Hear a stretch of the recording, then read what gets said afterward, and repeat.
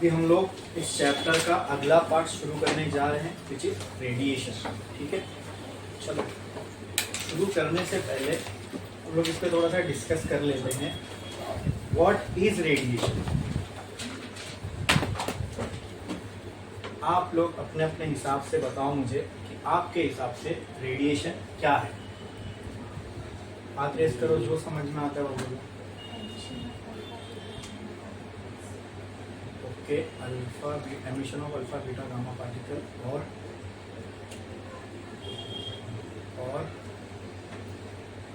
और कोई बोल सकता है? बोलो, गलत तो गलत चलेगा, हम उसको सही कर लेंगे। बोलो आपके हिसाब से क्या लगता है आपको रेडिएशन और क्या हो सकता है?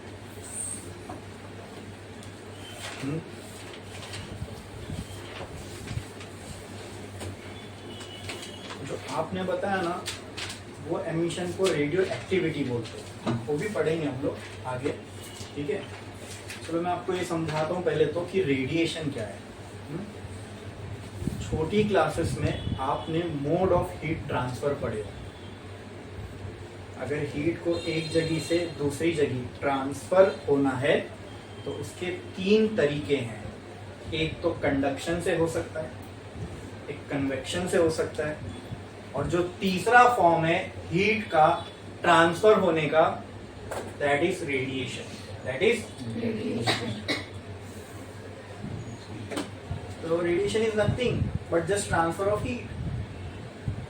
रेडिएशन का मतलब ही होता है it is a mode of heat transfer. बस इसमें डिटेल में अगर हम जाएं, थोड़ा और अंदर जाए तो ये समझ में आएगा।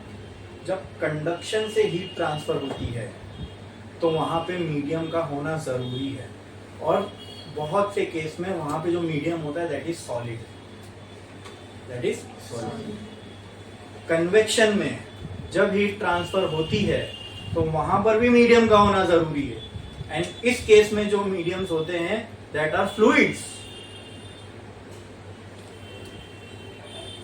तो बोलो रेडिएशन में जब हीट ट्रांसफर होगी तो सॉलिड, फ्लूइड? नहीं, यहाँ कोई मीडियम ही नहीं चाहिए, है ना। ये पैटर्न में अगर समझे तो ऐसा लगता है यहाँ गैस है, लेकिन ऐसा कुछ नहीं। फ्लूइड में दोनों आ गया, फ्लूइड गैस भी होती है, लिक्विड भी होती है। रेडिएशन एक ऐसा मोड ऑफ हीट ट्रांसफर है जिसके लिए मीडियम की जरूरत ही नहीं है। एग्जाम्पल दे देता हूँ तीनों के तो और थोड़ा क्लियर होगा। आपने एक चम्मच लिया घर में, ठीक है। चम्मच को आपने एक एंड पे पकड़ा और वो चम्मच का जो ऐसा वाला पैराबोलिक हिस्सा है उसको आपने गैस पे रखा, तो क्या थोड़ी देर बाद आपको इस एंड पे गर्म महसूस होगा? तो ये जो हीट ट्रांसफर हुई सॉलिड में, हीट तो आप वहां दे रहे थे, आपने अपने हाथ के पास थोड़ी हीट दी, हीट तो आप उस कोने पे दे रहे थे, फिर ये कैसे गर्म हुआ? तो हीट ट्रांसफर हुई वहां से यहाँ पे। तो ये जो मोड ऑफ हीट ट्रांसफर है इसको बोलते हैं कंडक्शन। यहाँ सॉलिड के मॉलिक्यूल्स को वाइब्रेट करते हुए हीट जो है यहाँ तक पहुंची है। ठीक है, समझे। अक्सर ठंडी के मौसम में आपने देखा होगा, अभी तो नहीं होता मुंबई में, तो हम लोग छोटे थे बचपन में, तो मैं तो जब था 3rd 4th में, मेरे को याद है कि यहाँ पर भी लोग जो है सुबह में या रात में आग वाग जलाते थे। अभी तो नहीं, इतनी ठंडी पड़ती नहीं है।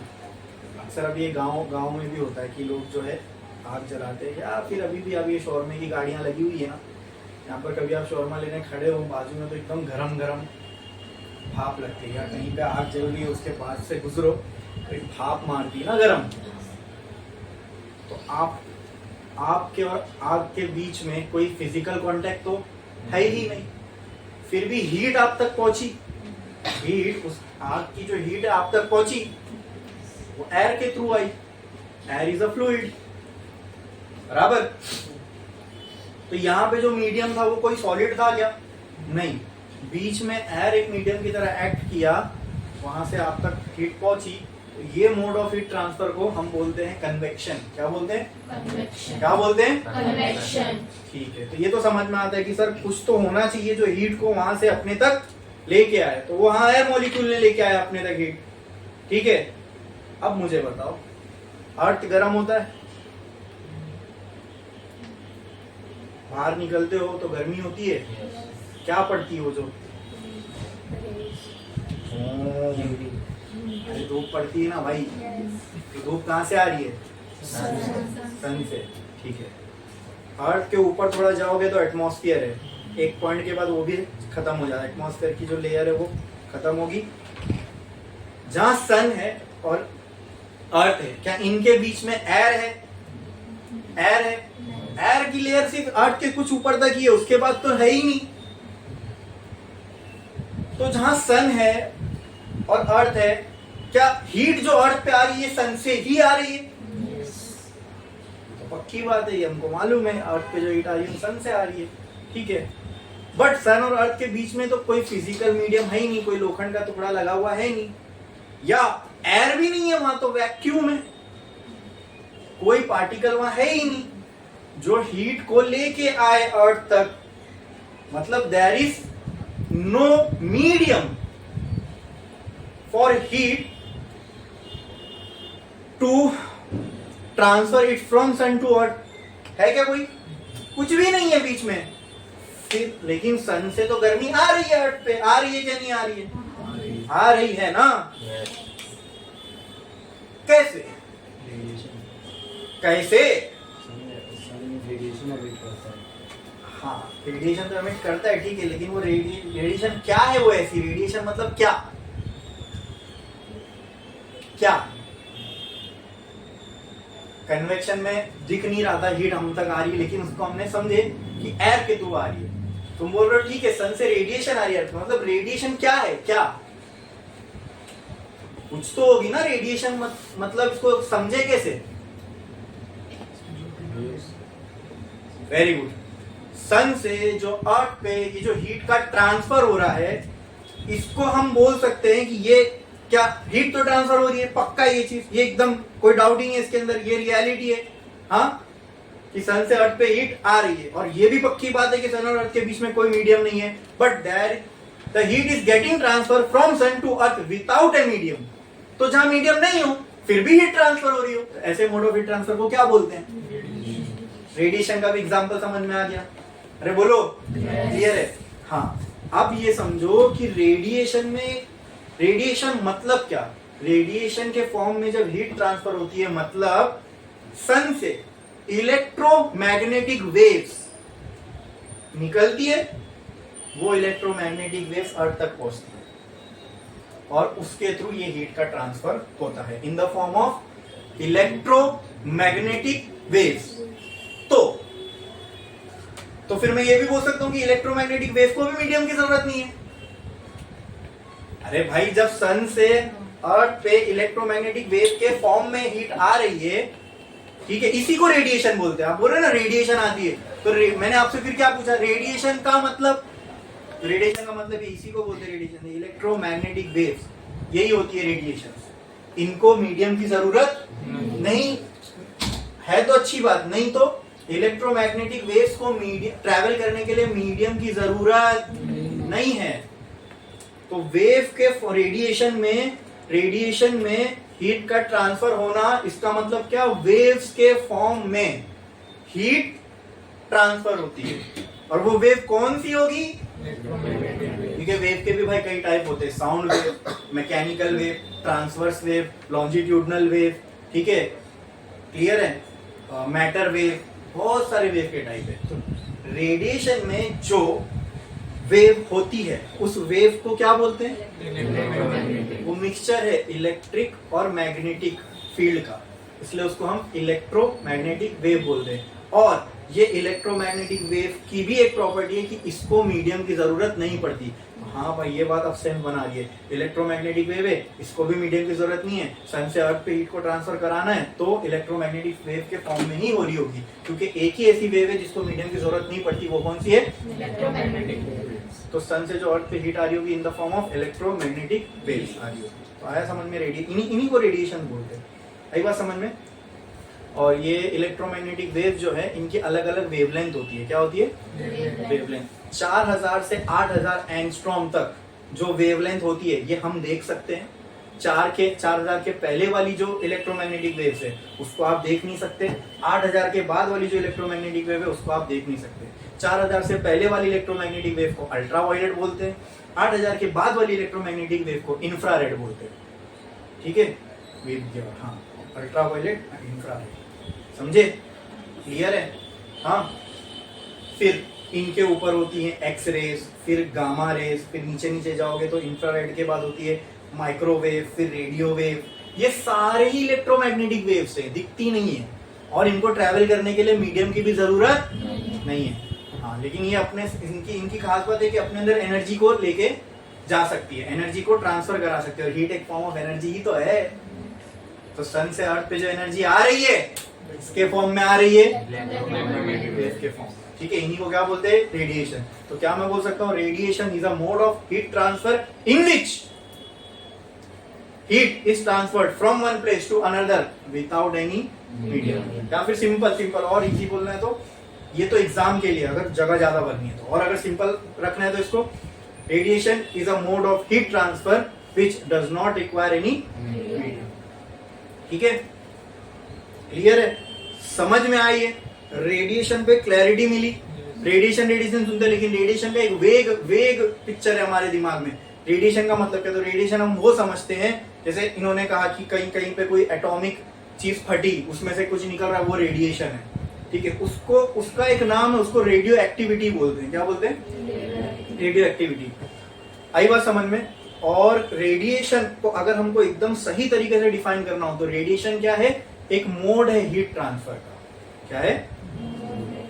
जैसे मुझे यहां से जाना है पुणे, तो मेरे लिए मोड ऑफ ट्रांसफर क्या क्या हो सकते हैं? मैं कौन कौन से मोड से जा सकता हूँ? रोडवेज, रेलवेज, एयरवेज, बराबर। ठीक है, हाँ, मुझे एक जगह से दूसरी जगह ट्रांसफर होना, तो उसी तरह हीट को एक जगह से दूसरी जगह ट्रांसफर होना, तो उसके पास 3 सवारी है: कंडक्शन, कन्वेक्शन, रेडिएशन। कंडक्शन में एक सॉलिड मीडियम की जरूरत है, कन्वेक्शन में कोई फ्लूइड मीडियम होना जरूरी है, मतलब इन दोनों में मीडियम होना जरूरी है। एक में सॉलिड होगा, एक में लिक्विड होगा, लेकिन मीडियम होना जरूरी है। रेडिएशन एक ऐसा मोड ऑफ हीट ट्रांसफर है जिसमें मीडियम की जरूरत ही, मीडियम ना भी हो तो भी एक जगह से दूसरी जगह हीट ट्रांसफर हो सकता है। ठीक है, हम ऐसा बोल रहे हैं इसलिए ऐसा नहीं हो रहा है, ऐसा हो रहा है इसलिए हम इसको ऐसा बोल रहे हैं। ठीक है, सन से अर्थ पे हमारे ये बोलने के बाद की रेडिएशन के फॉर्म में होती, तब हीट आना चालू नहीं हुई। जब से अर्थ है, जब से सन है, तब से सन से अर्थ पर हीट आ रही है। ये तो हमने बाद में समझा कि अगर मीडियम नहीं है फिर भी हीट आ रही है, तो ये कैसे हो रहा है? तो हमने उसको एक नाम दे दिया, and that name was radiation, जहां बिना मीडियम के हीट का ट्रांसफर होता हो। तो इस प्रोसेस को या इस मोड को हम क्या बोलते हैं? रेडिएशन। और रेडिएशन को पिक्चराइज करना है कि रेडिएशन का मतलब क्या सर, उसमें होता क्या है? तो रेडिएशन में होता क्या है? एनर्जी या हीट एक जगह से दूसरे जगह ट्रांसफर होती है इन the form of electromagnetic wave. इसी पूरे सिनेरियो को हम क्या बोलते हैं? रेडिएशन। आई बात समझ में? क्लियर है? ठीक है, तो इलेक्ट्रोमैग्नेटिक वेव एक तरह की वेव है जिसमें इलेक्ट्रिक फील्ड भी होती है, मैग्नेटिक फील्ड भी होती है, और इन दोनों, ये पूरी वेव को मीडियम की जरूरत नहीं पड़ती ट्रैवल करने के लिए। समझ में आया? क्लियर है? क्लियर है? रेडिएशन पे क्लैरिटी मिली। अब इसको हम और डीप में देखने वाले, रेडिएशन के बारे में हम और डीप में देखेंगे।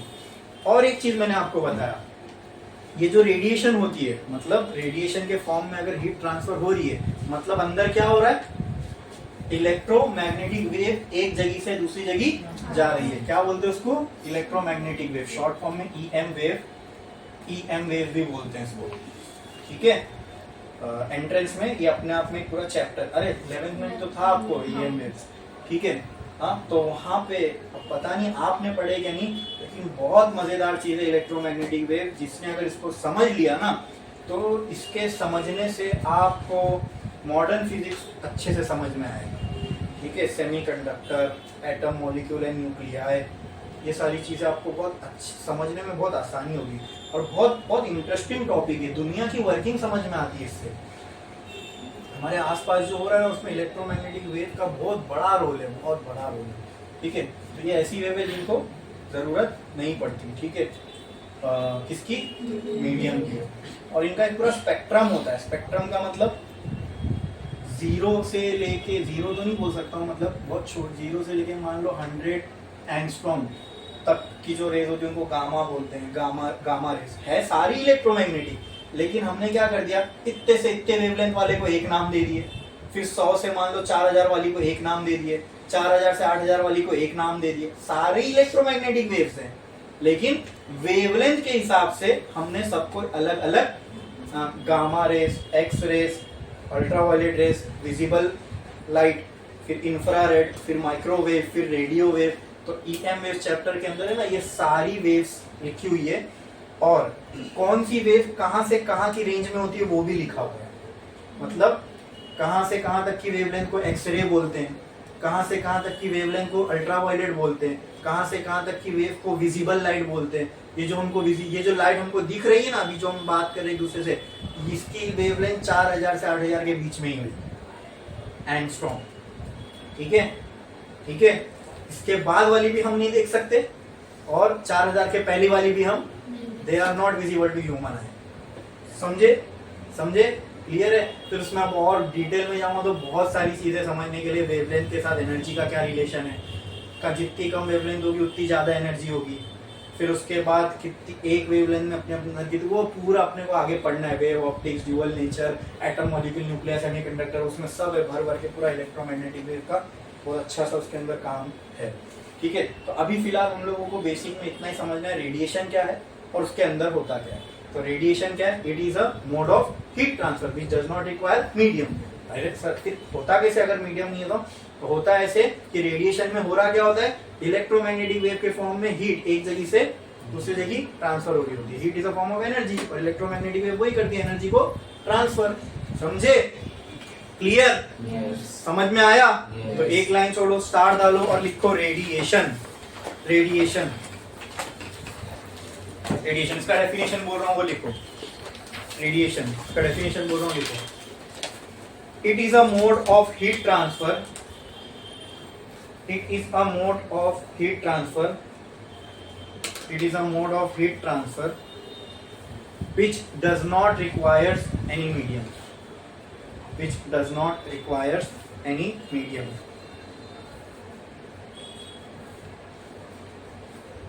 कुछ पॉइंट्स हम इसी के रिलेटेड लिखेंगे, फिर आगे की चीजें हमको और अच्छे से समझ में आएगी। which does not requires any medium. एक लाइन छोड़ो, एक पॉइंट लिखो। in radiation heat energy is transferred. In radiation, heat energy is transferred from one place to another, in the form of electromagnetic waves. Bracket में लिख देना EMW।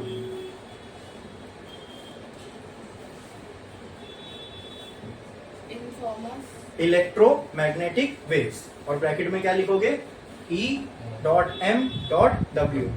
ठीक है, तो in radiation heat energy is transferred in the form of. तो देखो ये notes एकदम सिस्टमैटिक वे में लिखा रहा हूँ, जो समझाया वही लिखा रहा हूँ, एकदम सिंपल वे में लिखा रहा हूँ। जस्ट ये कि जब आप पढ़ने बैठो सारी चीज आपको क्लियर हो जाए। और मैं बोल रहा हूँ ना, जो टॉपिक आपको पढ़ा रहा हूँ ना, ये टॉपिक एज इट इज, जब आप एंट्रेंस, आप में से कोई अगर एंट्रेंस की तैयारी कर रहा होगा इन फ्यूचर, तो अगर आप यही नोट्स प्रिफर करोगे ना, तो ये सारे पॉइंट्स देखना, आपको बहुत सारे क्वेश्चन को सॉल्व करने में काम आएंगे। ठीक है, और इससे आपको बहुत क्लैरिटी रहेगी, मतलब कॉन्सेप्ट आपको कभी वेग नहीं होगा दिमाग में, भूलोगे नहीं। एक बार खाली ये नोट्स रिफर कर लोगे, पूरा रिफ्रेश हो जाएगा। इतनी मस्त अपनी सिस्टमैटिक वे में नोट्स बन रही है। तो पहले क्या लिखा हमने, रेडिएशन क्या होता है, फिर रेडिएशन में क्या होता है ना। रेडिएशन में क्या होता है, एनर्जी एक जगह से दूसरे की ट्रांसफर होती है इन द फॉर्म ऑफ। ठीक है, अब और भी कुछ बातें जो इस चैप्टर के लिए अपने को रिक्वायर्ड है, वो अभी हम लोग लिखते हैं। ठीक है, देखो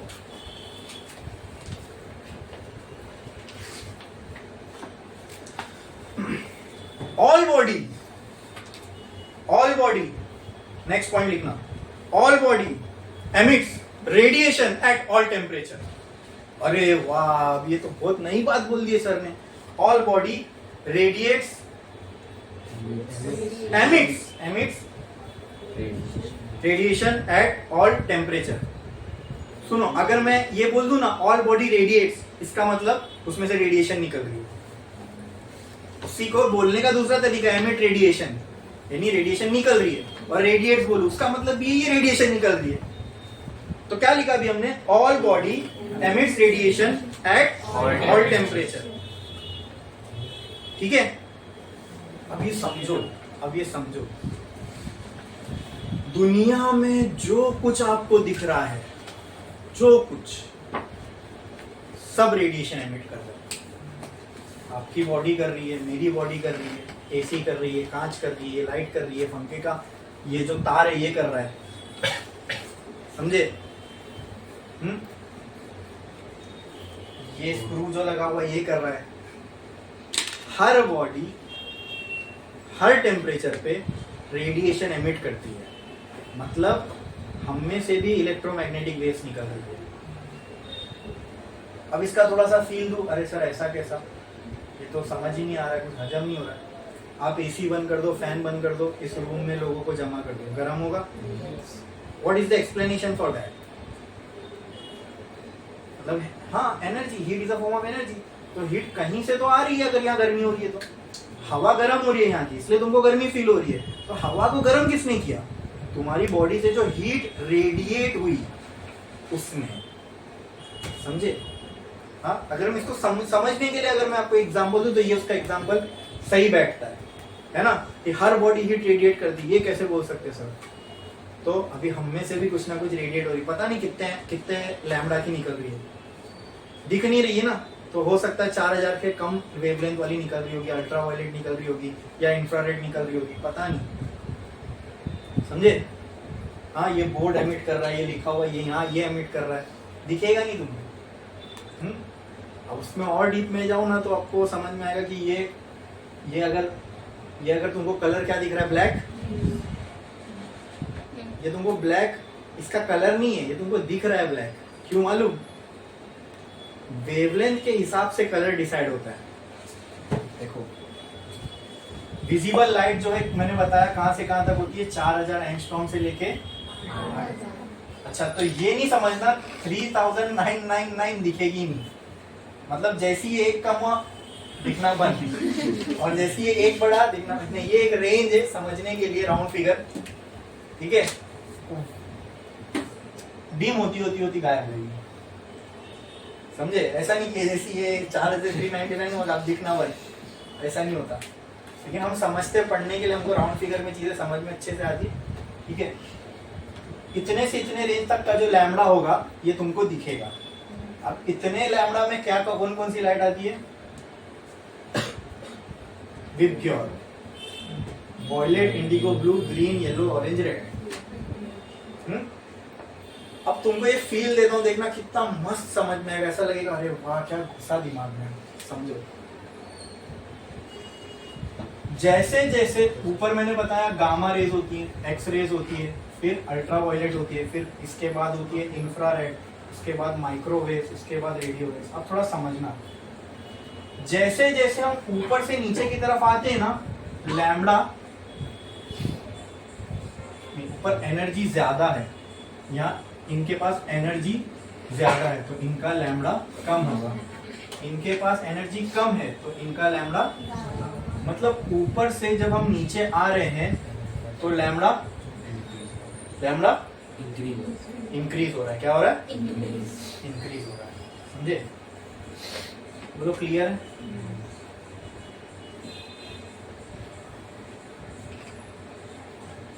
चार से 8 में दिख रहा है आपको, लैम्बडा की वैल्यू बढ़ रही है, ठीक है? 4000 पे कलर कौन सा है? वायलेट। इसके जैसे ऊपर जाओगे तो लैम्बडा की वैल्यू क्या होगी? कम। लेकिन लैम्बडा कम हुआ तो ताकत, तो एक होता है लेजेंड और एक होता है अल्ट्रा लेजेंड। तो उसी तरह ये हो गया वायलेट और ये अल्ट्रा वायलेट। समझे इसको अल्ट्रा वायलेट क्यों नाम पड़ा? हाँ, क्योंकि ये जस्ट वायलेट के पहले इसको लैम्डा से मत समझो, एनर्जी से समझो। इसके पास एनर्जी इससे ज्यादा है, क्योंकि इसका लैम्डा कम है। लैम्डा में अल्ट्रा की फीलिंग नहीं आती, लैम्डा कम हो रहा है। एनर्जी देखो, एनर्जी एनर्जी यहाँ क्या हो रही है, बढ़ रही है, तो ये अल्ट्रा वायलेट। जैसे जैसे आप नीचे जाओगे 8000 के पास जाओगे, लैम्डा और कम होगा? नहीं नहीं, लैम्डा बढ़ेगा ना भाई, लैम्डा और, तो एनर्जी क्या होगी? इसके बाद ये रेड है, नीचे जाओगे तो एनर्जी और इंफ्रा कम हो रही है, इसलिए इसको इंफ्रा रेड, तो इसको अल्ट्रा रेड बोलते हैं। ये कौन सी है? दिख रहा है, रेड के बाद आ रही है, why we call it infrared. इसकी एनर्जी इससे भी कम होगी, इसकी एनर्जी इससे भी ज्यादा, इसलिए ये अल्ट्रा वायलेट। ठीक है, समझ में आया? समझे? अच्छा, ये तो था इलेक्ट्रोमैग्नेटिक वेव की थोड़ी सी कहानी। अब मैंने क्या बताया आपको, हर बॉडी एमिट रेडिएशन करती है हर टेम्परेचर पे। इसका मतलब क्या? ये आपको दिख रहा है कलर काला, आपको ब्लैक क्यों दिख रहा है मालूम है? इस पे जो लाइट गिर रही है ना, बाकी सारे कलर इसके अंदर अब्सॉर्ब हो जा रहे हैं, खाली अभी इसमें से ना VIB कोई कलर है इसमें, जैसे रेड है, रेड ये कपड़ा दिख रहा है रेड, ये आपको रेड क्यों दिख रहा है मालूम? इसका कलर रेड नहीं है, इसके ऊपर जो लाइट गिर रही है ना, उसमें से VIB GY ये सारे कलर अब्सॉर्ब कर ले रहा है। कौन सा नहीं अब्सॉर्ब कर रहा है? वो तुमको दिख रहा है। समझे? समझे? तो कलर दिखने की फिजिक्स ये है। अरे बाप रे सर, फिर यकीन किस पे करें? मतलब हमारा जो फिर कलर है वो किसी का रियल है कि नहीं है?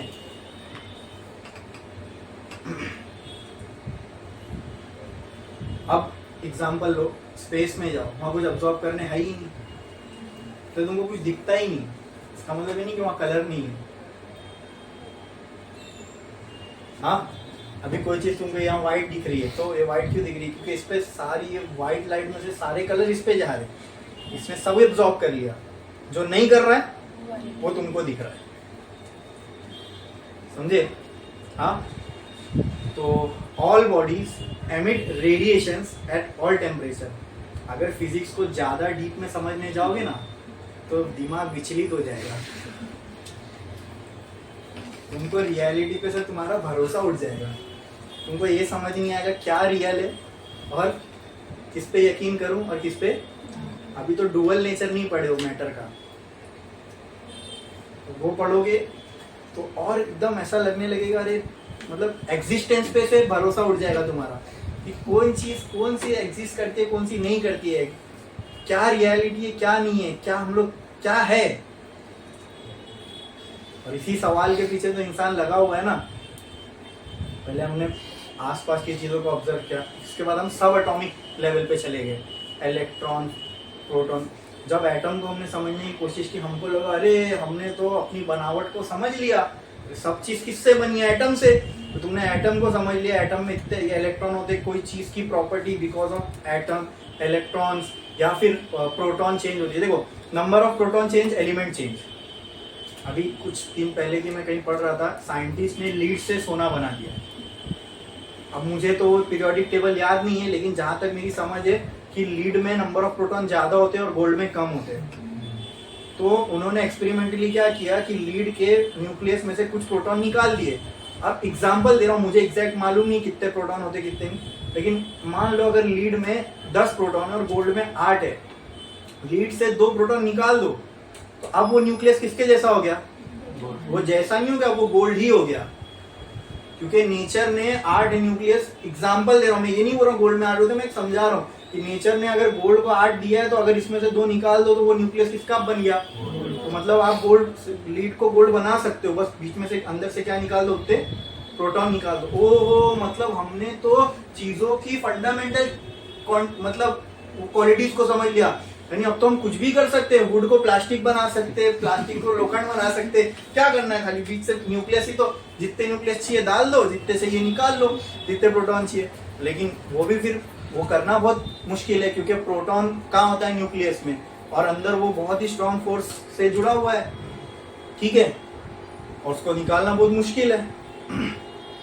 तो तो इंसान ने जब ये सब एटॉमिक पार्टिकल्स को स्टडी किए और मालूम पड़ा, अरे प्रोटॉन ऐसा होता है, अरे तो हमको समझ में आने लगा अरे चीजों, जैसे गोल्ड, गोल्ड क्यों है? क्योंकि उसके प्रोटॉन नंबर ऑफ इतने हैं। सिल्वर क्यों? क्योंकि उसमें इतने नंबर ऑफ प्रोटॉन है। सिल्वर गोल्ड नहीं हो सकता, गोल्ड सिल्वर नहीं हो सकता। ये क्यों हो रहा है? मतलब हमने फंडामेंटल चीज समझ ली, ऐसा क्यों हो रहा है? क्योंकि सबके न्यूक्लियस अलग है। मतलब जब हम एटॉमिक लेवल पे गए तो हमको चीजों की बनावट समझ में आने लगी। हमको क्या समझ में आने लगा? चीजों की बनावट समझ में आने लगी। हमने अपने बारे में, हम लोग भी तो एटम से ही बने, तो एटम के अंदर क्या होता है अगर ये भी पता चल जाए तो हम ये समझ पाएंगे जो हमारे आसपास चीजें हो रही है ये क्यों हो रही है। तो करने लगे पता, अब जैसे जैसे और अंदर जाने लगे, एटम के बारे में समझे, इलेक्ट्रॉन के बारे में समझे, प्रोटॉन के बारे में समझे, वहां से एक पूरी न्यू ब्रांच ऑफ फिजिक्स चालू हो गई, उसको बोलते हैं क्वांटम फिजिक्स। अब वहां पे चीजें ऐसी ऐसी अजीब तरीके से होने लगी कि हम तो समझ रहे थे इलेक्ट्रॉन पार्टिकल है, लेकिन इलेक्ट्रॉन पार्टिकल जैसा था ही नहीं, वो कुछ और निकला। मतलब उसने हमारी सोच को पूरा बदल के रख दिया। हमको फिर जितना हम अपने आप को समझने के लिए रिसर्च किए और अंदर गए, नेचर ने और एक नया दरवाजा खोल दिया। और क्या हो गया मालूम है? इंसान जहां से चालू हुआ था फिर वहीं आगे खड़ा हो गया कि हम लोग क्या है। वो तुमको और आगे समझ में आएगा। अब ये सब चीजें जब आ जाती ना तो धीरे धीरे फिजिक्स और फिलोसॉफी मिलने लग जाती है। ठीक है, तो हमारे एग्जिस्टेंस पर खुद को सवाल पैदा होने लगे कि यार क्या है हम लोग। अगर ये कलर जब हम लोग को दिख रहा है, ये सब इसलिए दिख रहा है क्योंकि इसकी लाइट ये अब्जॉर्ब करी। तो मान लो अगर ये लाल कलर नहीं अब्जॉर्ब करता, कोई और कलर अब्जॉर्ब, ये लाल कलर भी अब्जॉर्ब कर लेता और कोई और कलर अब्जॉर्ब नहीं कर पाता, तो फिर ये वो कलर का हो जाता है ना।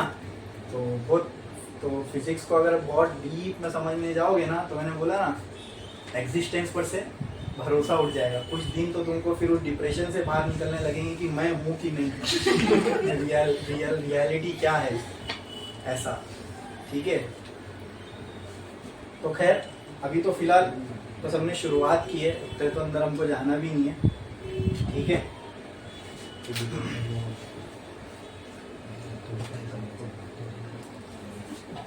चलो रेडिएशन समझ में आया, इलेक्ट्रोमैग्नेटिक वेव समझ में। अच्छा, इलेक्ट्रोमैग्नेटिक वेव के रिलेटेड हमने अभी एक पॉइंट लिखा, वो क्या कि all bodies emit radiation at, हर बॉडी हर टेम्परेचर पे रेडिएशन एमिट करती है। क्या करती है? रेडिएशन एमिट करती है। ठीक है, रेडिएशन एमिट कर रही मतलब हीट एमिट कर रही है। तो फिर सब बॉडी कोल्ड क्यों नहीं हो जाती? सब कोल्ड क्यों नहीं हो जाती जब हर बॉडी हर टेम्परेचर पे एमिट ही कर रही है? तो इसके पीछे की भी एक साइंस है, वो समझना पड़ेगा। आगे लिखो,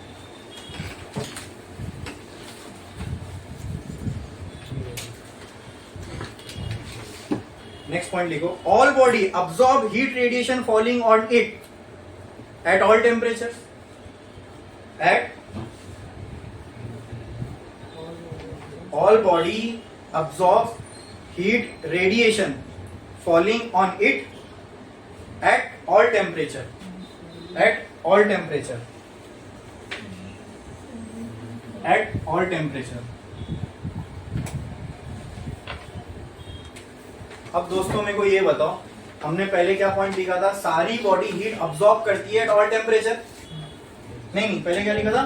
हर बॉडी हीट एमिट करती है एट ऑल टेम्परेचर। अब अगला ही पॉइंट क्या लिख दिया? मतलब मैंने क्या कहा? राइट नाउ यहाँ की हर एक बॉडी क्या एमिट कर रही है? रेडिएशन। राइट नाउ यहाँ की हर एक बॉडी अब्सॉर्ब भी कर रही है रेडिएशन। अभी तो मैंने कहा ये अब्सॉर्ब कर रहा है ना, 6 कलर को अब्सॉर्ब कर रहा है, एक को नहीं कर रहा है, समझे? तो वो एमिशन समझ लो। बाकी सब तो अब्सॉर्ब कर रहा है ना, तो वही तो हमने नेक्स्ट पॉइंट लिखे, all body absorb radiation at all temperature. अभी यही चीज तुमको एक्सप्लेन करेगी, देखना क्यों कोई बॉडी कोल्ड और हॉट होती है। समझो, इफ अभी डिपेंड करता है टेम्परेचर पे। किस पे? अगर temperature of surrounding, temperature of surrounding कम है टेम्परेचर ऑफ बॉडी, ठीक है। तो समझो क्या होगा। अच्छा, what is radiation? It is a mode of, इतना फंडामेंटल और इतना बेसिक लेवल पे आपको ये समझा रहा हूं ना कि लिटरली बोल रहा हूं कि ये चीज इससे बेसिक लेवल में तुमको कोई नहीं समझाएगा, कोई भी नहीं। यानी अभी जो मैं समझा रहा हूँ ना, यहाँ 8वीं 9वीं का भी बच्चा आके बैठ जाएगा ना, वो भी रेडिएशन को एकदम अच्छे से समझ लेगा। इतना फंडामेंटल लेवल पे मैं आपको ये चीज बता रहा हूँ, ठीक है। अच्छा, व्हाट इज रेडिएशन अगेन? ठीक है, ये तो रेडिएशन है। क्या हमने थर्मोडायनेमिक्स में ये ऑलरेडी पढ़ चुके हैं कि हीट ट्रांसफर तभी हो सकता है जब दो जगह पर क्या हो? डिफरेंस। Very good. जब दो जगह पर क्या हो? Difference in temperature. जब क्या हो दो जगह पर? Difference in temperature. अगर दो जगह पर टेम्परेचर का डिफरेंस है तो यहां पे क्या होगा? ये एस्टैब्लिश हो गया। Okay okay okay. Heat transfer करना है, सबसे पहली कंडीशन क्या होना चाहिए? दो जगह पर डिफरेंस होना चाहिए। किसका? टेम्परेचर का। तो सारी सी बात है, अगर डिफरेंस इन टेम्परेचर है दो जगह का, तो एक जगह टेम्परेचर हाई होगा, एक जगह टेम्परेचर। तो ये तो पक्की बात है, ये सिनेरियो में हीट ट्रांसफर होगा। हीट ट्रांसफर होगा। अब आते, हीट ट्रांसफर होगा, ये पक्का हो गया। अब हीट ट्रांसफर कैसे होगा ये सवाल आता है, क्योंकि हीट ट्रांसफर के कितने मोड है? कितने मोड है? कितने? चार। चौथा बताओ। मेरे ऐसा करने से चार थोड़ी हो जाएंगे, जो तीन है वही रहेंगे ना। वही बात हो गई। आप बोल रहे हो तो सही होगा, ऐसा नहीं होता है ना। तो कितने मोड ऑफ हीट ट्रांसफर है? तीन। कितने? तीन। ठीक है। कौन कौन से? Conduction, convection, radiation. ठीक है। तो हमने ये तो इस्टेब्लिश कर लिए कि दो जगह हैं, दोनों का टेम्परेचर, दोनों में टेम्परेचर डिफरेंस है, एक हायर पे एक लोअर है, यहाँ पे हीट का ट्रांसफर होगा। अब सवाल आता है कैसे? तो तीन तरीके से हो सकता है, कंडक्शन, कन्वेक्शन, रेडिएशन। तो हम ये समझते हैं कि अब इन दोनों जगहों पर लेट से, इन दोनों जगहों पर दोनों जगहों के बीच में मीडियम ही नहीं है। अब कैसे होगा ये ट्रांसफर? Because of radiation. चलो अब कोई चीज, अभी मैंने आपको बताया ना, हर बॉडी हर टेम्परेचर पे हीट रेडिएट भी करती रहती है, और हर बॉडी यानी राइट नाउ हम सब की बॉडी हीट रेडिएट भी कर रही है और अब्सॉर्ब भी कर रही है। आई बात समझ में? ठीक है। तो कोई बॉडी फिर हॉट या कोल्ड होती क्यों है? तो टेम्परेचर उसका कांस्टेंट होना चाहिए, जब वो हीट रेडिएट भी कर रही है, अब्सॉर्ब भी कर रही है। तो अब इसको समझने के लिए ऐसा समझो, अगर temperature of surrounding temperature of body से कम है तो किसका कम है? किसका टेम्परेचर ज्यादा है? क्या यहाँ टेम्परेचर का डिफरेंस है? तो ये बॉडी क्या करेगी फिर? हाँ, जहाँ टेम्परेचर हायर है वो बॉडी हीट रेडिएट करेगी। आई बात समझ में? तो अगर ये सिनेरियो है तो आप मुझे बताओ, बॉडी के साथ क्या होगा? अगर मैं यहां लिख दूं एब्जॉर्प्शन और एमिशन, अगर सिनेरियो ये है तो यहां पे क्या होगा? अब्जॉर्प्शन ज्यादा होगा कि एमिशन ज्यादा होगा? एमिशन ज्यादा होगा बॉडी में से हीट का, बराबर। अगर बॉडी में से हीट का एमिशन ज्यादा होगा तो बॉडी का टेम्परेचर क्या होगा? कम होगा। सिंपल। आई बात समझ में? हाँ, आई बात समझ में? और इसका, क्योंकि इसका टेम्परेचर ज्यादा है, तो एक टाइम आएगा बॉडी का टेम्परेचर कम होते होते टेम्परेचर ऑफ सराउंडिंग इक्वल हो जाएगा टेम्परेचर ऑफ बॉडी के। बस जब टेम्परेचर सेम, अब क्या हीट ट्रांसफर होगा? खत्म, हीट ट्रांसफर नहीं होगा। आई बात समझ में? क्लियर है? हाँ। और अगर इसका उल्टा हुआ तो अगर टेम्परेचर ऑफ सराउंडिंग ग्रेटर है टेम्परेचर ऑफ बॉडी से, तो क्या होगा? बॉडी में सराउंडिंग का टेम्परेचर ज्यादा है, बॉडी का कम है, तो हीट ट्रांसफर कहां से कहां होगा? हीट कहां से कहां ट्रांसफर होगी? हीट कहां से कहां ट्रांसफर होगी? From surrounding to. अगर ऐसा हो रहा है तो बॉडी में हीट आ रही है, मतलब अब्जॉर्प्शन बॉडी का ज्यादा होगा। अब्जॉर्प्शन जो है वो ज्यादा होगा और एमिशन जो होगा बॉडी से कम होगा। आई बात समझ में? अब्जॉर्ब होते होते एक टाइम आएगा कि इसका टेम्परेचर बढ़ते बढ़ते फिर इसके बराबर हो जाएगा सराउंडिंग के, फिर हीट ट्रांसफर बंद। ये साइंस है रेडिएशन की, हीट ट्रांसफर की। आई बात समझ में? अगर हम बोल रहे हैं कि बॉडी हमेशा हीट अब्जॉर्ब करती रहती है और हमेशा हीट एमिट भी करती रहती है, तो फिर सर हॉट कोल्ड क्यों होगी बॉडी? ये डिपेंड करता है टेम्परेचर पे। अगर यहाँ पे मैं एक हॉट आयरन बॉल ला के रख दूं तो इसका टेम्परेचर ज्यादा है, सराउंडिंग का टेम्परेचर कम है, तो क्या होता रहेगा? यहाँ से एमिशन ज्यादा होगा, अब्जॉर्प्शन। तो अब ये एमिशन ज्यादा कर रहे हैं, हीट ज्यादा ज्यादा ज्यादा फेंकते जा रहे हो, तो धीरे धीरे कूल होगा ना। हीट जब निकलती जाएगी उसका टेम्परेचर कम होता जाएगा। एक टाइम आएगा कि इसका और इसका टेम्परेचर सेम हो जाएगा, हीट ट्रांसफर बंद। क्योंकि हीट ट्रांसफर होने के लिए क्या होना जरूरी है? टेम्परेचर का डिफरेंस। जहाँ टेम्परेचर सेम, हीट ट्रांसफर बंद। समझ में आया? इतना क्लियर है? क्लियर है, एकदम क्लियर है। हाँ, समझ में आया? इसमें किसी को कोई डाउट है? या आपने लिखा? फोर्थ पॉइंट लिखो, फोर्थ पॉइंट लिखो। If temperature of surrounding is less than temperature of body, is less than temperature of body, then body will emit heat to the surrounding. ये समझ गए? हाँ, then body will emit heat to the surrounding. Fifth point क्या होगा? if temperature, अभी fourth point क्या था? if temperature of surrounding is less than temperature of body, then body will emit heat. भाई जिसके पास ज्यादा है वही देगा ना। तो यहाँ पे किसके पास ज्यादा है टेम्परेचर? बॉडी। तो कौन हीट देगा? बॉडी। किसको? सराउंडिंग को। सिंपल सिंपल, एकदम क्लियर। समझ में आया? Next point, if temperature of surrounding is greater than temperature of body, if temperature of surrounding is greater than temperature of body, then body will absorb radiation. ऐसा लिखो, then body will absorb radiation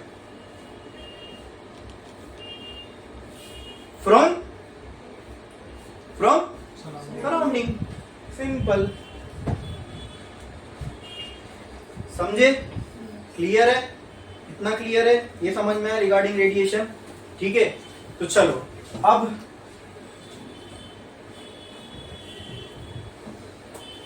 मैं आपके सामने एक example रखता हूं।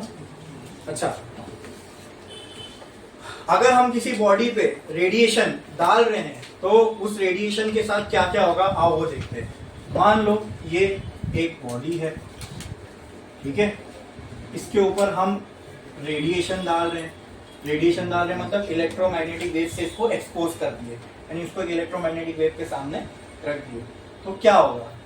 ठीक है, तो पहले तो ये बॉडी कुछ हीट, मैंने ये नहीं बोला बॉडी सारी के सारी heat absorb, I said all body absorb heat at all temperature. मैंने ये बोला क्या? All body absorbs all heat, नहीं ना? मतलब अगर इसके ऊपर हम 100 रेडिएशन डाल रहे हैं तो सारी की सारी अब्सॉर्ब नहीं होगी, अब्सॉर्ब होगी लेकिन सारी की सारी नहीं होगी। ऐसी कोई बॉडी कर भी नहीं सकती कि उसके ऊपर आप जितनी हीट दो, जितनी रेडिएशन दो, सारे के सारे अब्सॉर्ब कर ले। ऐसे किसी बॉडी के साथ नहीं होता। तो क्या होता है सर? तो एग्जांपल ले लो, अगर मान लो यहाँ पे मैं 100 रेडिएशन फेंक के मार रहा हूँ इस बॉडी पे, तो इसमें से कुछ ये बॉडी अब्सॉर्ब कर लेगी, कुछ ये बॉडी रिफ्लेक्ट कर देगी और कुछ इस बॉडी के आर पार निकल जाएगी। इतना समझ में आया? हाँ, ये क्या हुई? अब्सॉर्ब। ये वाली क्या हुई?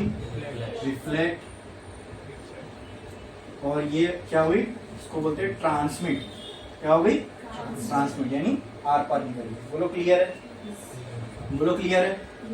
हाँ बोलो क्लियर है? तो क्या मैं बोल सकता हूँ इसको जितनी मैंने हीट दिया, ये जो हीट अब्सॉर्ब, कुछ इसमें से हीट अब्सॉर्ब हुई, उसको मैं बोल देता हूँ QA, हीट अब्सॉर्ब। कुछ हीट रिफ्लेक्ट हुई, इसको मैं बोल देता हूँ QR, हीट रिफ्लेक्टेड। इसको क्या मैं बोल सकता हूँ? QT। ठीक है, क्योंकि ये हीट क्या हो गई? ट्रांसमिट। तो कहना है से और ये जो टोटल हीट दिया मैंने, लेट से इसको मैं बोल देता हूँ Q। तो कहना है से ये Q बराबर होगी QA plus QR plus QT। इतना समझ में आया? क्या ये इक्वेशन आपके समझ में आई? क्या इसमें किसी को कोई डाउट है? हाँ? अच्छा, जो मैंने हीट, जैसे मैंने आपको 100 मार्क्स दिया पेपर के, उसमें से आपने लाए 35, ठीक है? तो पेपर दिया कितने मार्क्स का गया था? 100। उसमें से आपने कितने लाए? 35। मान लो कोई पेपर था 100 मार्क्स का, उसमें से किसी को आया 77, ठीक है? तो ये हो गए उस बंदे के मार्क्स, ये थे टोटल जो दिए गए थे, ये वो जो आपने इसमें से पाए, बराबर ना?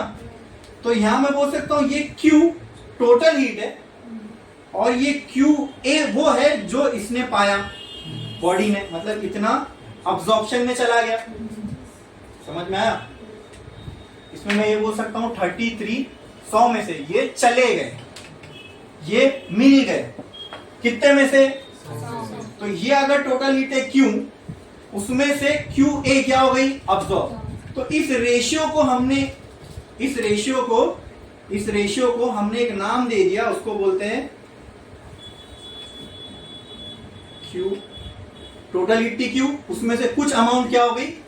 अब्सॉर्ब। इसको बोलते हैं एब्सॉर्बिविटी। क्या बोलते हैं? अच्छा, तो आपने ये भी देखा कि हमने कुछ amount Q, total amount Q था, उसमें से कुछ क्या हो गई? रिफ्लेक्ट भी हो गई। क्या हो गई? इसको बोलते हैं रिफ्लेक्टिविटी। और क्या बचेगा फिर? बोलो, पैटर्न पकड़ लो। क्या बचेगा? ट्रांसमिटिविटी। और उसका रेशियो क्या होगा? Very good. तो बचा TRANSMITIVITY। ट्रांसमिटिविटी क्या हो जाएगा? QT/Q। अच्छा, इन सब के सिंबल भी है, ये हो गया स्मॉल t, ये हो गया स्मॉल r, और इसको बोलेंगे स्मॉल a। क्या इसमें किसी को कोई डाउट है? क्या ये चीज सबके समझ में आई? एक बॉडी पे रेडिएशन डालोगे तो उन रेडिएशंस के क्या क्या, किन किन चीजों में वो रेडिएशंस बिखरती हैं, समझ में आया? ठीक है। हाँ, अब दो चीज यहाँ पे दिमाग में बिठा दो, इसमें से एमिशन कौन सा है? ये क्यों ये नहीं निकल रही बॉडी से? ये तो एमिशन किसको बोलूंगा? देखो ये है ना सामने, लेकिन समझ में नहीं आता है। इसको या इसको? इसको। Which one will be emission? क्योंकि हमने अभी तो पढ़ा कि ऑल बॉडी एमिट्स हीट, ये भी तो बॉडी से निकल रही है, ये भी बॉडी, देखने पे तो यही लग रहा है ना भाई कि ये भी बॉडी से निकल रही है और ये भी बॉडी से। बताओ। अच्छा, तो कुछ जनता कहती है ट्रांसमिटेड वाली एमिशन होगा, और कुछ जनता का ये कहना है कि सर ये जो रिफ्लेक्टेड है ये होगा एमिशन। ठीक है, इनमें से कोई भी नहीं है एमिशन। ये सबसे बड़ा वो है कॉन्सेप्ट में वो देखिए, इसलिए मैं बोल रहा ना, मैं बहुत बारीक बारीक चीज़ों को पकड़ के बताता हूँ, जहाँ मुझे पता है बच्चे लोग कंफ्यूज रहेंगे। इन दोनों में से कोई भी एमिशन नहीं कहलाता। ना इसको एमिशन बोल सकते हो, ना इसको एमिशन। अब समझो एमिशन का मतलब क्या है। एमिट वही होगा जो अब्सॉर्ब होगा। एमिशन का मतलब जब हीट अब्सॉर्ब करेगी तो ही तो एमिट करेगी ना। ना ये अब्सॉर्ब हुई, अब इससे समझो, ये बॉडी में अब्सॉर्ब हुई तो आर पार निकल गई, इसको बॉडी से कुछ लेना देना ही नहीं, ये तो टच भी नहीं हुई बॉडी को, बाहरी बार से निकल ली, जैसे यहाँ ये सीधा, समझे? तो इसका तो ये तो वैसे भी नहीं हुई। एमिशन, एमिशन का मतलब क्या? जो बॉडी हीट रेडिएट करेगी। अरे बॉडी तो वो तभी करेगी ना जब उसके पास होगी। तो पास कौन सी होगी? जो एब्जॉर्ब होगी। तो ना ये एमिशन है ना, था कि नहीं कंफ्यूजिंग? मुझे पता है ना, ये सब टीचर ध्यान ही नहीं देते इन चीजों पे कि यहाँ पर बच्चों को एड्रेस करना चाहिए, ये सब चीजें समझ में आनी चाहिए, क्योंकि ये भी निकलती हुई दिख रही है तो एमिशन लगता है, ये भी एमिशन लगता है तो दोनों भी नहीं। एमिशन किसको बोलते हैं मालूम है? तो अब्सॉर्ब करने के बाद बॉडी अपने अंदर से निकालती है, वो होता है एमिशन। इन तीनों में एमिशन कई पिक्चर में है ही नहीं, उसको अलग से पढ़ेंगे। समझ में आया? तो एमिट करने के लिए पहले बॉडी को हीट देना पड़ेगा, ठीक है? फिर उसको ऐसी जगह ले जाओ जहां पे उसका टेम्परेचर सराउंडिंग से, तब तो एमिट करेगा, तब आएगा एमिशन पिक्चर में, समझे? तो पहले ये लिख लो, एक लाइन लिखो, इंटरैक्शन, ऐसा लिखो, स्टार डालो, एक लाइन छोड़ो, स्टार डालो और लिखो, interaction of radiation with a body. Interaction of radiation with a body.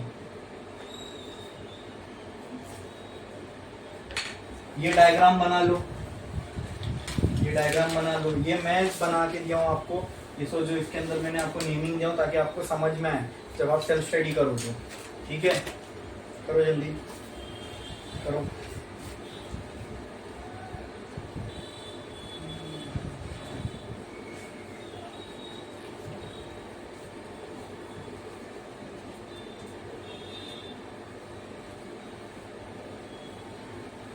अब इसके ना और भी अलग अलग नाम है, तो इसको रिफ्लेक्टेंस भी बोलते हैं, इसको भी कुछ और बोलते हैं, इसको भी कुछ और, तो 10 आपको टेक्स्ट बुक में मिल जाएंगे इसके दूसरे दूसरे नाम, ठीक है? मेरे को एक ही काफी है।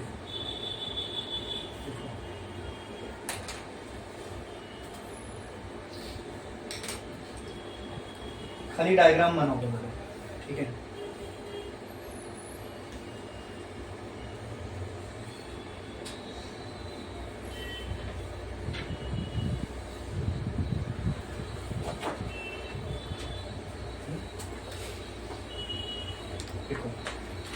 नेक्स्ट पॉइंट छोड़ो, लिखो, when a radiation is incident on a body, when radiation is incident on a body, when radiation is incident on a body, when radiation is incident on a body। अब ये समझ सकते हो, अब ये इस चैप्टर में अपने आप में एक अलग ही पार्ट है इसका। उसके पिछले अपने फॉर्मूले जो भी हमने निकाले ना काइनेटिक के, कोई लेना देना नहीं इसका, वहां से कोई वहां के कोई फॉर्मूले यहाँ यूज नहीं होने वाले, अपने आप में पूरा अलग टॉपिक है, लेकिन ये चैप्टर में दोनों एक साथ है, ठीक है? तो जो नहीं थे पिछले लेक्चर में तो वही, उनको टेंशन लेने की जरूरत नहीं, ये समझो ये समझ सकते हो कि अपने आप में पूरा नया टॉपिक है, इसमें कुछ ऐसा प्री रिक्विजिट रिक्वायर्ड नहीं है, ठीक है? When radiation is incident on a body, some amount of it get absorbed by the body, some amount of it gets absorbed by the body,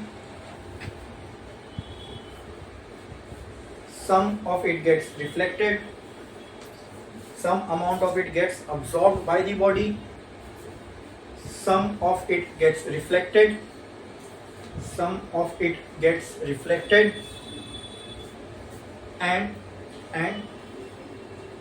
some of it gets transmitted.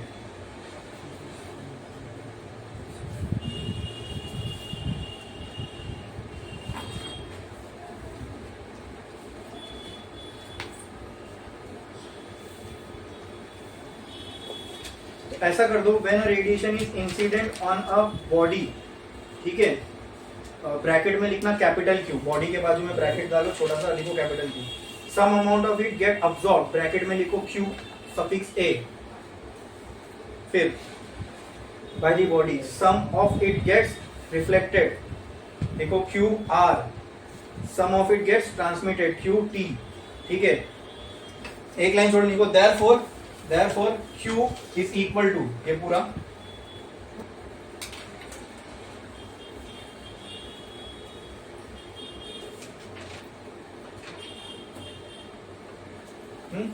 फिर उसके just एक line नीचे लिखो, the ratio of heat absorb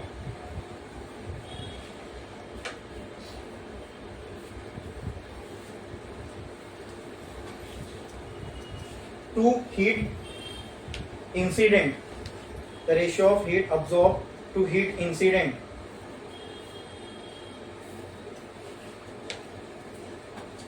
is called as absorptivity, is called as absorptivity. Bracket में लिखो small है और नीचे उसका फॉर्मूला लिखो, ब्रैकेट में लिखो स्मॉल है, हाँ, और नीचे उसका फॉर्मूला लिख दो, स्मॉल है is equal to Q A by capital Q. ठीक है। अच्छा, अगर मुझे हीट अब्सॉर्ब का फॉर्मूला चाहिए तो कितनी heat absorb with Q A, तो कैसे मिलेगा?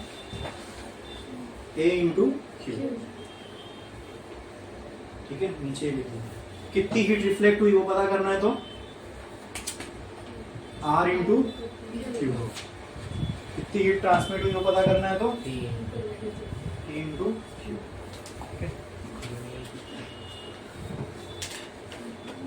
ये लिख लिए। फिर next, the ratio of heat reflected to heat incident is called as क्या? Is called as reflectivity. फिर उसका रिफ्लेक्टिविटी का फॉर्मूला ये लिखो जल्दी, लिखो जल्दी। फिर क्या लिखोगे? ये चालू किए थे ना?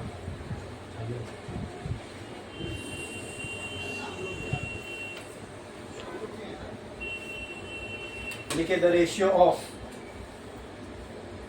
हीट। इसके बाद क्या डेफिनेशन क्या बनेगा? इसके बाद क्या बनेगा? The ratio of heat transmitted to heat incident is called as. क्या बात है, क्या बात है।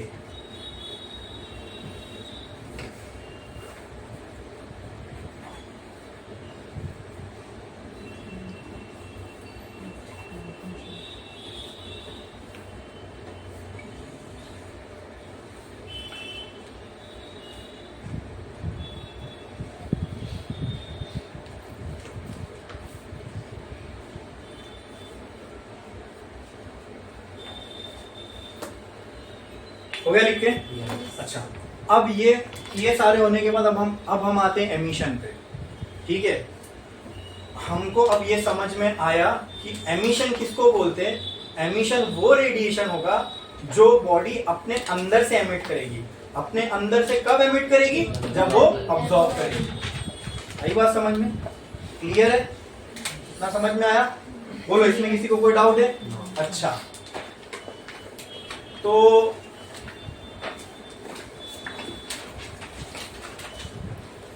अब कोई बॉडी कितना एमिशन कर रही है ये पता करना है। कितना जितना अब्सॉर्ब कर रही है तो कितना, वही पूछ रहा हूं, निकालना है। कोई बॉडी कितना एमिट करेगी। ठीक है, तो ये हो गई उसकी क्षमता एमिट करने की।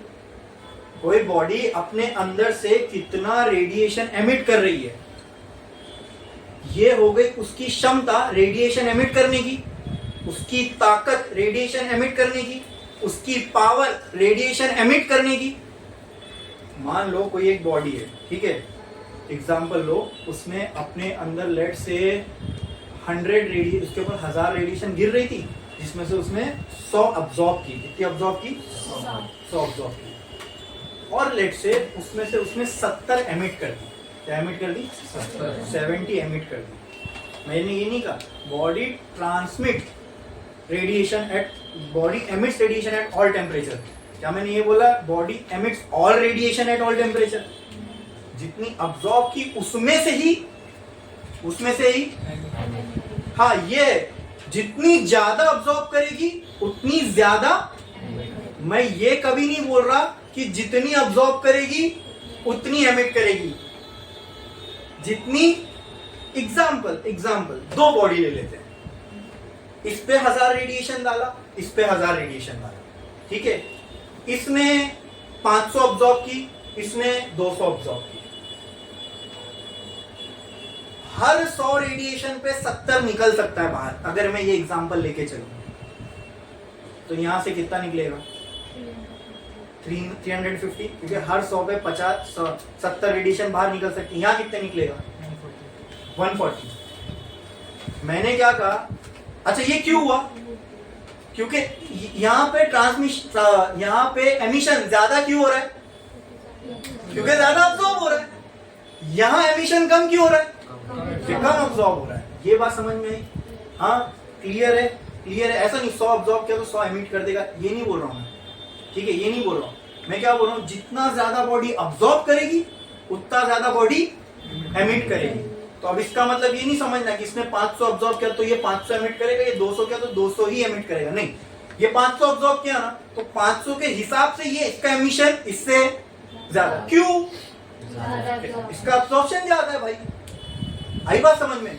तो इसको और इसको मैं कंपेयर करूं तो किसका एमिशन ज्यादा है? इसका। किसकी एमिट करने की ताकत ज्यादा है? समझे? किसकी एमिट करने की शक्ति ज्यादा है? किसकी एमिट करने की पावर ज्यादा है? तो ये जो बॉडी की पावर होती है टू एमिट रेडिएशन, फिर से सुनो मेरी बात, क्या कहा मैंने?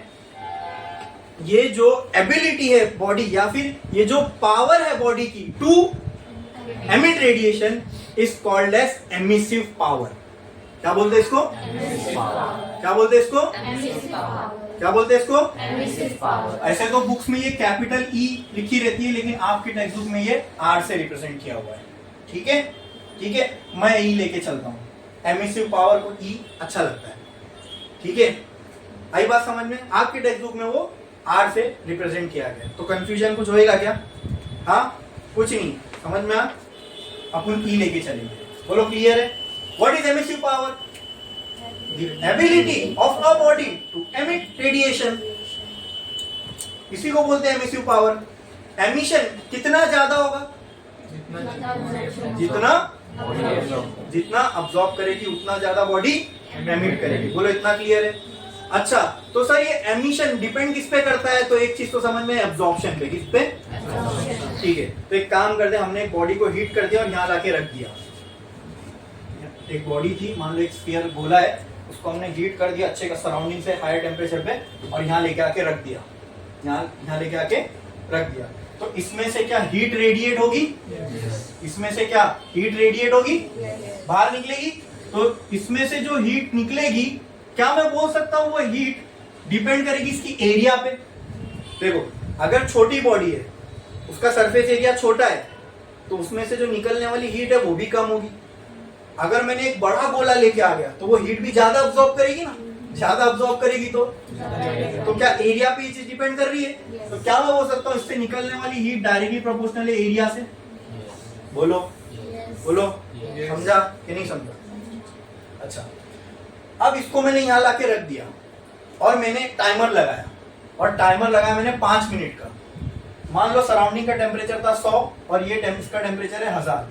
5 मिनट में ये 1000 से लेट से 500 पे आ गया। एग्जाम्पल ले रहा हूँ, 500 पे आ गया। ठीक है, क्या इसका एमिशन रुक गया? एमिशन तो होता रहेगा। मैंने 5 मिनट के लिए देखा, लेकिन अगर मैं टाइम एक्सटेंड करूं तो क्या इसके रेडिएशन भी मुझे और ज्यादा मिलेगा? तो कहना है से जो हीट रेडिएटेड बाय बॉडी ये डिपेंड करता है टेम्परेचर पे भी। बोलो yes. हाँ, समझ में आया? क्लियर है? तो कहना है right, Q is directly proportional to A into T। हाँ, अब यहां से प्रोपोर्शनलिटी साइन हटाना है, इक्वल टू लाना है, तो एक कांस्टेंट लग जाएगा। उस कांस्टेंट को हम बोलते हैं E। क्या बोलते हैं? E। और इस E को बोलते हैं एमिसिव पावर। क्या बोलते हैं?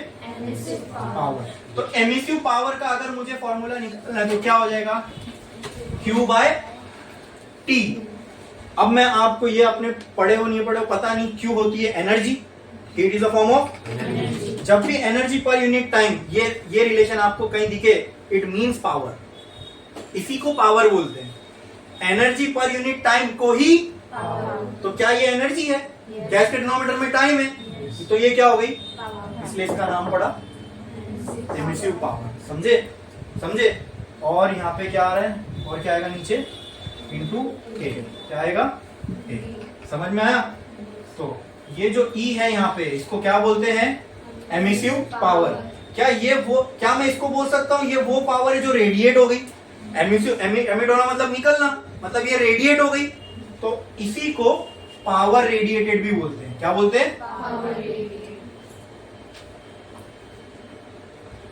इसी को इंटेंसिटी भी बोलते हैं। क्या बोलते हैं? इंटेंसिटी। इंटेंसिटी। यही सब इसके सारे नाम हैं। पावर रेडिएटेड बोलो, एमिसिव पावर बोलो या इंटेंसिटी बोलो। समझ में आया? क्लियर है? क्या इसमें किसी को कोई डाउट है? समझ में आया कि नहीं आया? पक्का? इसमें किसी को कोई डाउट है? पक्का? ठीक है, लिखो, स्टार डालो और लिखो एमिसिव पावर। लिखो emissive power, capital E, bracket में लिखो कैपिटल ई। इसका मैं डेफिनेशन बोलता हूं कंसेप्चुअल, फॉर्मूला वाला नहीं, कंसेप्चुअल। ठीक है, वो लिखो, the ability of a body to emit radiation is called as the ability of a body to emit radiation is called as emissive power, is called as emissive power। अब एक line छोड़ो और लिखो, body अपने अंदर से क्या emit करेगी? रेडिएशन। वो रेडिएशन मतलब हीट रेडिएशन ही होगी। हाँ, एक लाइन छोड़ो और लिखो, heat radiated from a body is directly proportional to its area. Heat radiated from a body is directly proportional to its area. उसके नीचे ये लिख दो, देखो ये फिर एक लाइन छोड़ो और लिखो, heat radiated from a body is directly proportional to the time। Heat radiated from a body is directly proportional to the time। उसके नीचे ये लिख दो। Third, from above equations we can write उसके कॉमा डालो और ये एक लाइन नीचे ये लिख दो, कॉमा डालो, एक लाइन नीचे ये लिख दो, Q is directly proportional to from above equations we can write Q is directly proportional to A into T। ठीक है, और फिर प्रोपोर्शनलिटी साइन हटेगी तो क्या आ जाएगा? E। लिखो फिर E, Q is equal to E A T। नीचे लिखो वेर कॉमा डालो और एक एक टर्म लिखो। Capital E is equal to emissive power, is equal to मत डालो, एरो डालो और लिखो इमिसिव पावर। Q एरो डालो, हीट रेडिएटेड और हीट एमिटेड। अच्छा, जहां इमिसिव पावर लिखे हो उसके कॉमा डाल के लिख दो पावर रेडिएटेड।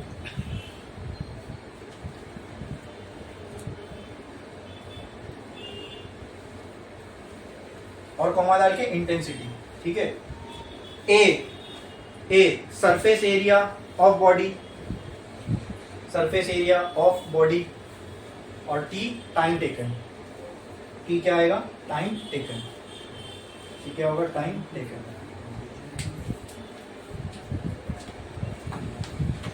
अच्छा, ये भी हमको मालूम है कि इस पे टेम्परेचर भी बहुत बड़ा रोल प्ले करेगा एमिसिव पावर के अंदर। इसमें एमिट करने में जितना ज्यादा इसका टेम्परेचर होगा उतना ज्यादा एमिशन होगा। क्यों? क्योंकि उतना ज्यादा जितना टेम्परेचर डिफरेंस ज्यादा होगा उतना ज्यादा इसमें से एमिशन हो रहा होगा। तो कहना है ऑल्सो से emissive power is directly proportional to temperature, लेकिन ये एक्चुअल में टी से नहीं, टी की फोर्थ पावर से प्रोपोर्शनल है। ठीक है, तो ये अभी नहीं देखना है, हमको आगे अपने आप में पूरा लॉ है वहां देखना है इसको। एमिसिव पावर डिपेंड करता है टेम्परेचर पे, लेकिन टेम्परेचर की फोर्थ पावर पे। किस पे? Fourth power.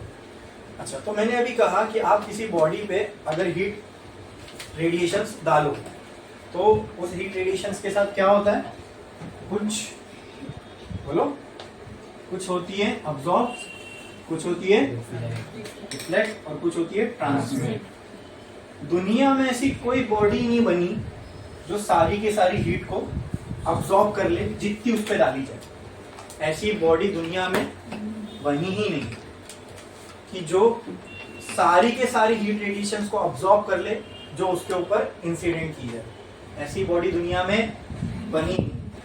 But for study purposes हम ऐसा मान लेते हैं कि कोई बॉडी है जो 100% हीट अब्सॉर्ब कर रही है।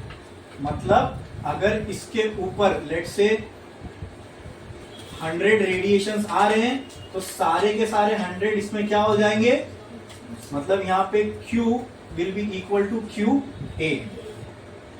आई बात समझ में?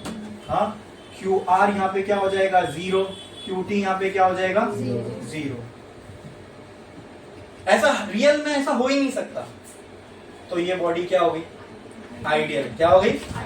और ऐसी बॉडी को, ये जो आइडियल बॉडी है जो सारी की सारी रेडिएशंस अपने अंदर अब्सॉर्ब कर लेती है, जो इसके ऊपर इंसिडेंट की जाए, ऐसी आइडियल बॉडी को बोले जाता है ब्लैक बॉडी। क्या बोलते हैं? Black body. Black body. तो अगर कोई आपसे पूछे कि ब्लैक बॉडी क्या है, ब्लैक बॉडी एक ऐसी बॉडी है जो उसके ऊपर पड़ने वाली सारी रेडिएशन सारे टेम्परेचर पे, कोई भी एंगल पे अब्सॉर्ब कर लेती है। ठीक है, अब ब्लैक बॉडी को, ठीक है, तो ब्लैक बॉडी, अब ये तो समझ में कंसेप्चुअली है क्या, दिखती कैसे? तो क्या ये ब्लैक होती है? नहीं, ऐसा नहीं है, ब्लैक नहीं। इसका नाम ब्लैक इसलिए पड़ा क्योंकि अगर सारे कलर्स को आप एक साथ रख दो और उनके ऊपर अगर आपने हीट का रेडिएशन मारा, ब्लैक सबसे ज्यादा अब्सॉर्ब करेगा। Black colour absorbs most heat than any other. इसीलिए, और क्योंकि ये बॉडी सारी हीट अब्सॉर्ब कर लेती है, तो इसका नाम क्या पड़ा? इसलिए प्लेन को व्हाइट कलर किया जाता है, क्योंकि वहां पे हीट अब्सॉर्ब नहीं करना है, तो गर्म होगा। आई बात समझ में? टेस्ट क्रिकेट में प्लेयर्स व्हाइट कपड़े पहनते हैं, उसका भी रीजन यही है कि बहुत लंबी लंबी मैच चलती, धूप में खेलना पड़ता है, तो थोड़ा हीट कम अब्सॉर्ब करेगा कपड़ा, तो गर्मी कम लगेगी। आई बात समझ में? क्लियर है? इसमें किसी को कोई डाउट? क्या समझ में? तो ब्लैक बॉडी का ब्लैक होना जरूरी नहीं, ब्लैक बॉडी कोई भी कलर की हो सकती है। इसको ब्लैक बोलने के पीछे की वजह क्या है? From all the colours black absorb most of the radiation. मतलब अगर मैं red colour, yellow colour, blue colour रखूं, सब पे 100 ही रेडिएशन मारूं एग्जांपल, तो सबसे ज्यादा इन सब में से कौन सा कलर अब्सॉर्ब करेगा? मतलब अगर इसने 30 किया, इसने 50 किया, तो ब्लैक 80 करेगा। समझे? Because black colour absorb most of the heat. ठीक है, और ये एक ऐसी बॉडी है जो मोस्ट क्या सारी की सारी अब्सॉर्ब कर लेती है, तो हमने इसके लिए इसका नाम रख दिया ब्लैक बॉडी। तो क्या रियलिटी में ऐसी कोई बॉडी है ब्लैक बॉडी जैसी हो सकती है? नहीं, ऐसी कोई बॉडी नहीं है। तो हमने इमेजिनेशन में अपनी बॉडी बना ली, which is called as black body. तो अगर ये आपने देखा था Q इज इक्वल्स टू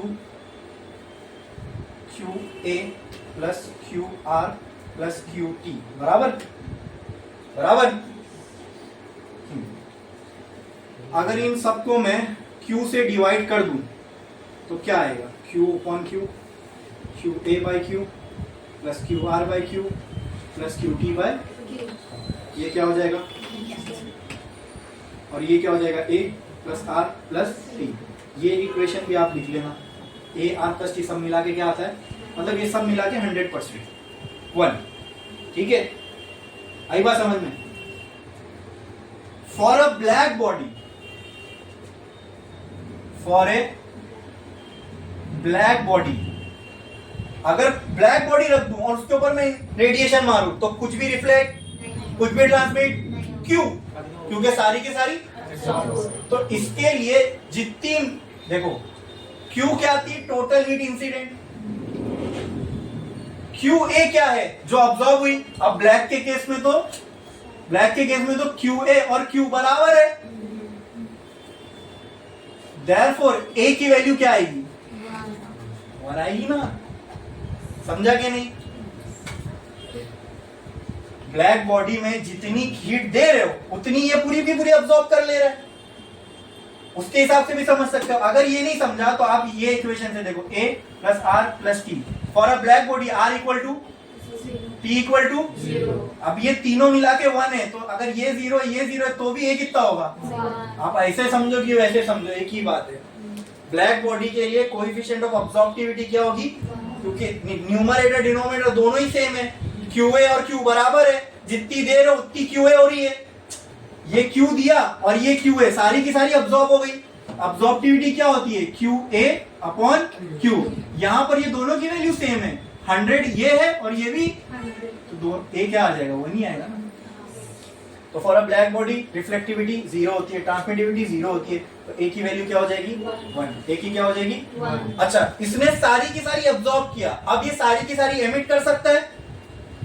नहीं। वेरी गुड, वेरी गुड, ये होता है कंसेप्ट। सारी की सारी नहीं एमिट करेगा, मैक्सिमम सबसे ज्यादा। अगर मैं एक ब्लैक बॉडी रख दूं और एक रेगुलर बॉडी रख दूं, तो दोनों में से एमिशन सबसे ज्यादा किसका होगा?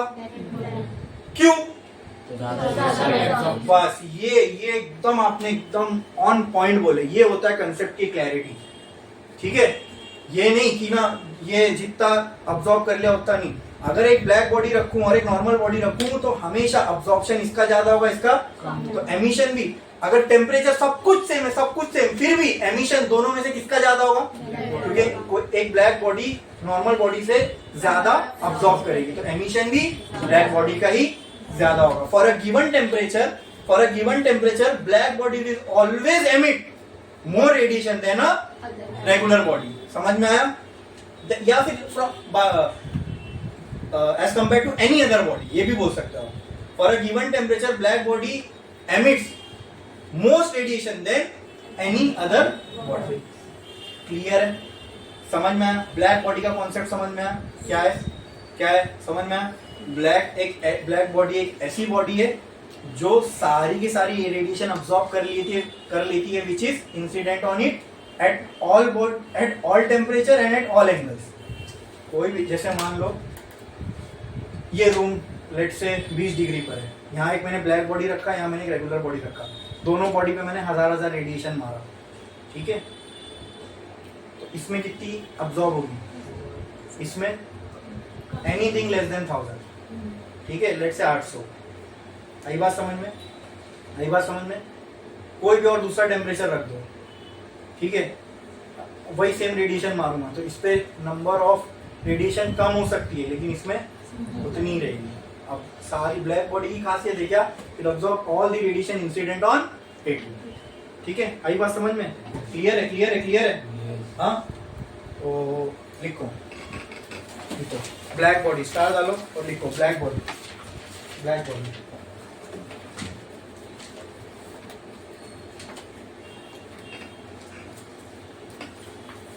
A body which absorbs all the radiations incident on it at all temperature.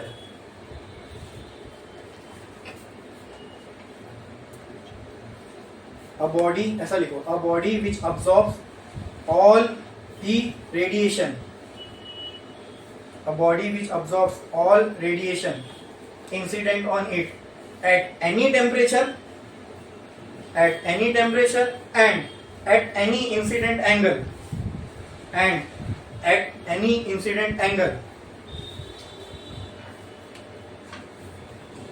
is called as black body.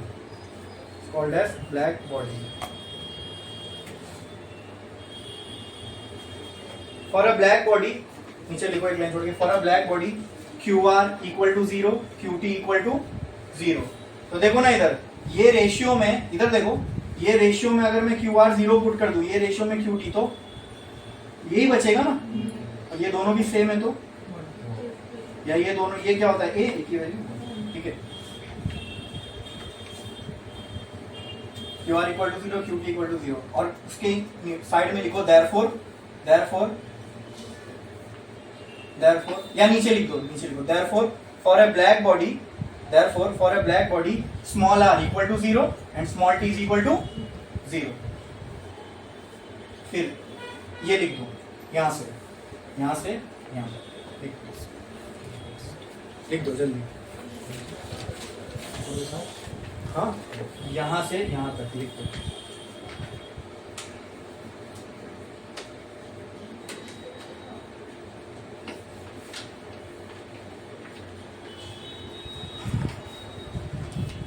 Text book है, 66 पेज नंबर निकाल के तुम देखो।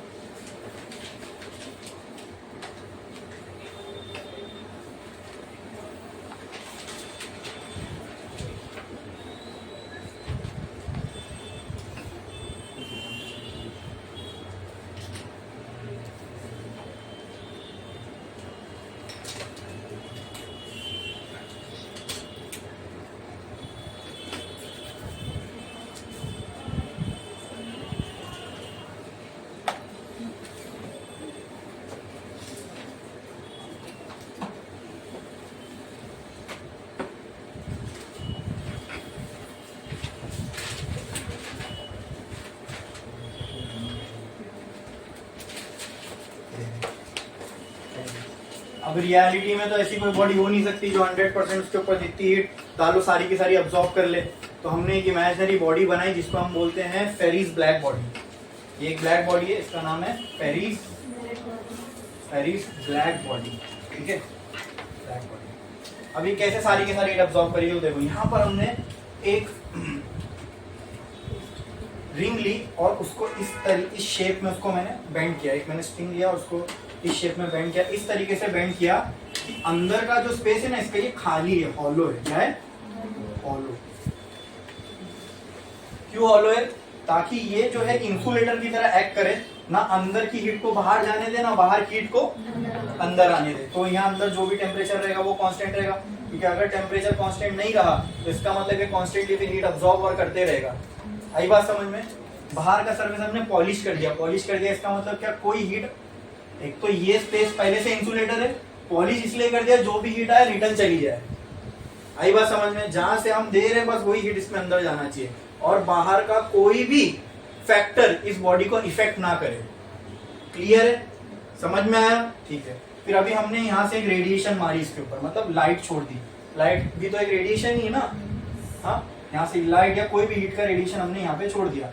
अब इसके अंदर जो है, अंदर का जो सरफेस है ना, ये अंदर का दिख रहा है, इसको हमने एक मटेरियल से कोट कर दिया। उस मटेरियल का नाम है लैम्प ब्लैक। अब ये जो मटेरियल है ना दोस्तों, आप गूगल पे सर्च मारना, इसकी रिफ्लेक्टिविटी 1% है, मतलब ये 99% जो है ना इसके ऊपर होने इंसिडेंट होने वाले रेडिएशन को अब्सॉर्ब कर लेता है। और अपने को तो सारी की सारी अब्सॉर्ब करवाने, इसलिए हम लोग ये ब्लैक बॉडी बना रहे हैं ना। तो ये बहुत स्मॉल ओपनिंग है ताकि रिफ्लेक्ट होके कुछ यहाँ से भी ना बाहर जा पाए, नहीं तो वो एमिशन में गिना जाएगा ना। हाँ, 100% अब्सॉर्ब करना है अपने को। तो यहाँ अपने छोटी सी ओपनिंग दी, यहाँ से रेडिएशन को इंसिडेंट किया। अब ये यहाँ से टकरा के भी रिटर्न ना चले जाए, इसलिए हमने क्या किया, यहाँ पे एक कोनिकल प्रोजेक्शन मार दिया, मतलब एक यहाँ पे बहुत शाइनी सरफेस इस शेप में लगा दिया। तो क्या होगा, लाइट इधर आएगी, ये इधर, हाँ, इधर इधर इधर इधर इधर, मतलब ये यहाँ गई फिर इधर, समझे? वहाँ स्ट्रेट जा ही ना पाए। हाँ, तो जो भी हमने इंसिडेंट किया रेडिएशन इसमें बॉडी में सारे के सारे अंदर ही रह गया। 100% अब्जॉर्प्शन। क्या ये एक ब्लैक बॉडी है? Yes, the body which absorbs all the heat incident on it is called as black body। तो ये हमने एक ब्लैक बॉडी बनाई, इसको बोलते हैं फेरिस ब्लैक बॉडी, ठीक है। इसके बाद इसके और भी अच्छे अच्छे कंसेप्ट है, लेकिन अगर अभी नेक्स्ट है इसका किरचॉफ लॉ, ठीक है, लेकिन अब वो शुरू करूँगा तो उसका डेरिवेशन भी है और टाइम परमिट नहीं करता कि मैं अभी वो स्टार्ट कर सकूँ, ठीक है। तो आज के लिए बस इतना ही।